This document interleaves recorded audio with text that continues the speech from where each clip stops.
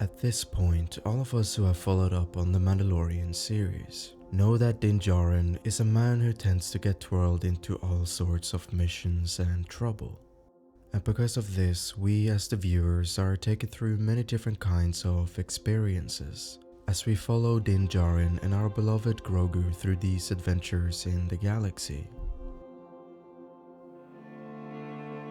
Some of which might feel well connected and well planned to the overall arc of our main characters, while other moments might feel a bit misplaced. Come! Everyone, special guests, Mandalorians.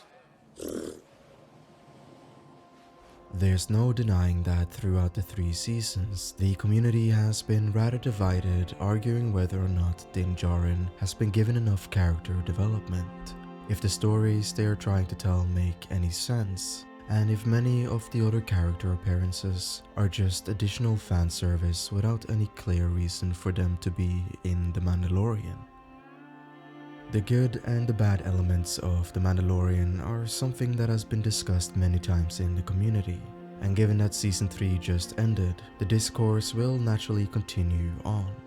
And obviously, for the majority of people who have watched the series, we can see that the show does suffer from its inconsistencies and questionable choices that may not lead to anywhere.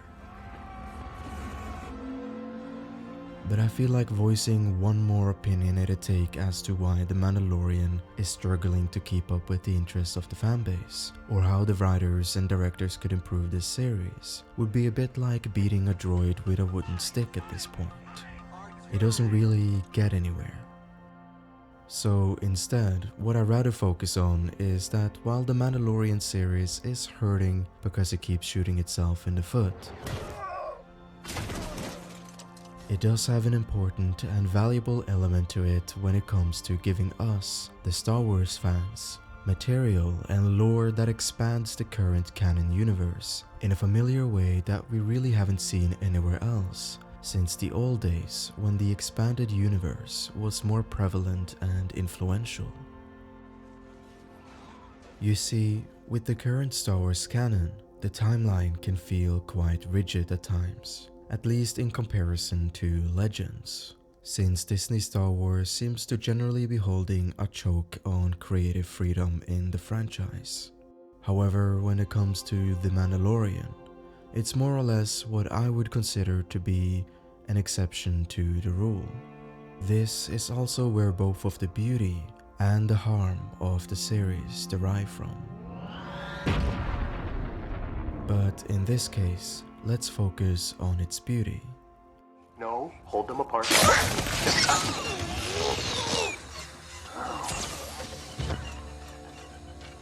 Are you okay? The idea of having Din Djarin and Grogu be a form of catalyst characters that roam the galaxy and explore a lot of what it has to deliver is something that I strongly appreciate. I guess we're on our own from here. An example of what a catalyst character would be is someone like Luke Skywalker from Star Wars Legends. If you've read the older Legends material, you might know that Luke, after the events of Return of the Jedi, continued to explore the galaxy and ended up meeting a lot of new friends, but also a lot of enemies as well.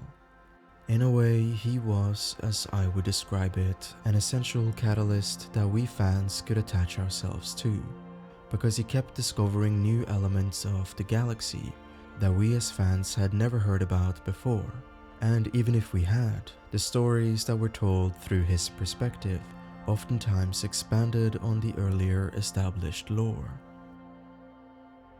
As a wild example of this, Luke Skywalker met and defeated a character known as Abeloth, who was arguably the strongest being in the recorded Star Wars universe. And all of this happened while Luke was venturing the galaxy and helping people like he often did, before he eventually moved on to another journey. And as a reward for us fans, besides the awesome story, we learned a lot more about the depth of the Force and how influential it could truly be.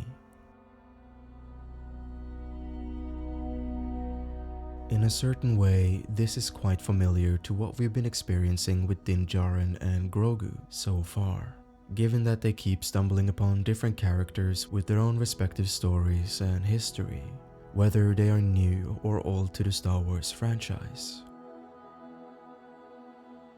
I'm not saying that they can add anything they want and whenever they want, if the idea is to create high quality stories. That said, I think we should allow The Mandalorian to be a bit more sporadic with its choices, to let it breathe for itself for what it is. I don't think it was ever meant to be simply about Din Djarin and his little son Din Grogu, but more about having them be a catalyst in their respective timeline of the Star Wars universe, so that we are given the opportunity to be introduced to new or old characters in live action, and even be presented with the resurrection of some old great legends lore. Star Wars needs a playbox to experiment with things and see how it goes. Something that can almost work as a punching bag for the franchise. And what better way to do that than to push a lot of it through the live action lens of The Mandalorian at this point. It's certainly better that they have allowed themselves this type of creative freedom with this series, regardless of how it can suffer from it, than by trying to push the same writing style on amazingly crafted shows like Andor, who clearly is superior when it comes to consistency, dialogue, and overall grounded storytelling. As a conclusion, I have mixed opinions on the current state of The Mandalorian, like many others. But one thing is for sure, and that is that I have a lot of appreciation and respect that they take a lot of risk with the series in an oftentimes fun and engaging way, while giving us fans a lot of lore, character, and moments to think about. Some of it might be good, and other things might be straight up horrible. We knew fate was not on our side. But when we do get something satisfactory, it's truly a highlight. And at least to me, knowing that Din Djarin and Din Grogu are the catalyst to carry us through these journeys, which at the end of the day will help expand our beloved Star Wars universe. Thank you for watching, and may the Force be with you.